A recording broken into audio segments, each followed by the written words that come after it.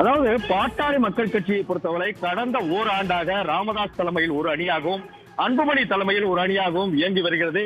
குறிப்பாக இந்த பிரிவுக்கு பிறகு பல்வேறு இடங்களிலும், அதாவது ஒவ்வொரு பிரிவை சேர்ந்தவர்களும், குறிப்பாக ராமதாஸ் அணியிலும் சரி, அதே போல அன்புமணி அணியினரும் சரி, வார்த்தை போர், அதாவது ஒரு யுத்தமாகவே அவர்கள் ஒரு இடத்திலும் தங்கள் வார்த்தைகளை அள்ளி தெளித்து வருகிறார்கள்.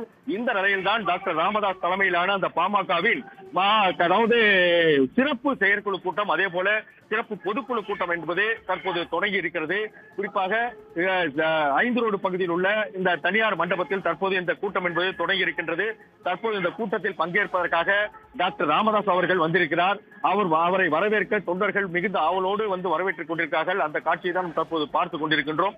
இன்னும் சற்று நேரத்தில் செயற்குழு கூட்டம் என்பது தொடங்கி இருக்கின்றது. இந்த செயற்குழு கூட்டத்தில் அதாவது தமிழ்நாடு மற்றும் புதுவையைச் சேர்ந்த 650 உறுப்பினர்கள் பங்கேற்பார்கள் என எதிர்பார்க்கப்படுகிறது. அதே போல அதனை தொடர்ந்து நடைபெற இருக்கக்கூடிய பொதுக்குழு கூட்டத்தில் சுமார் 4000 பேர் பங்கேற்பார்கள் என தெரிவிக்கப்பட்டிருந்தது.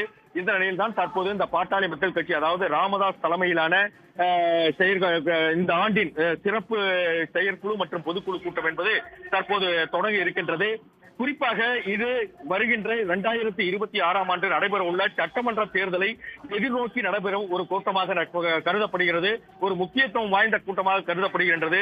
ஏனென்றால் அன்புமணி ஒரு பக்கம் தனியாக செயல்பட்டு வருகிறார். அதே போல ராமதாஸ் ஒரு பக்கம் அன்புமணிக்கு எதிரான அறிக்கைகளை தொடர்ந்து விட்டு வருகிறார்.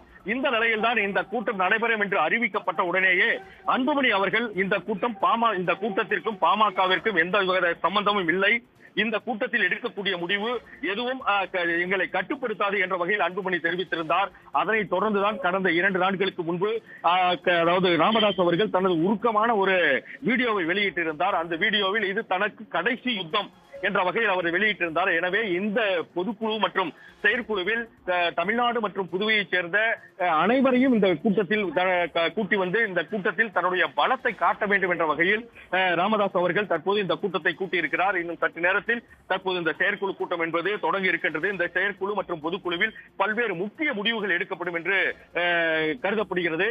குறிப்பாக அதாவது வருகின்ற சட்டமன்ற தேர்தலில் யாருடன் கூட்டணி வைப்பது என்பது குறித்த ஒரு அறிவிப்பு வெளியாகும் என்றும் எதிர்பார்க்கப்படுகின்றது. அதற்கு ஏற்றார் போல்தான் நேற்று செய்தியாளர்களை சந்தித்த ராமதாஸ் அவர்கள் நாளைய கூட்டம் முக்கியத்துவம் வாய்ந்த கூட்டமாக அமையும், அந்த கூட்டத்தில் கூட்டணியில் யாருடன் சேர்வது என்பது குறித்து தனக்கு முழு அதிகாரம் அந்த கூட்டத்தில் வழங்கப்படும் என்று தெரிவித்திருந்தார். அதன் அடிப்படையில் தான் இந்த கூட்டத்தில் யாருடன் கூட்டணி வைப்பது, அந்த கூட்டணி வெற்றி கூட்டணியாக அமையும் என்ற வகையில் இந்த கூட்டணி இந்த கூட்டத்தில் ஒரு முக்கிய முடிவு எடுக்கப்படும் என்று கருதப்படுகிறது.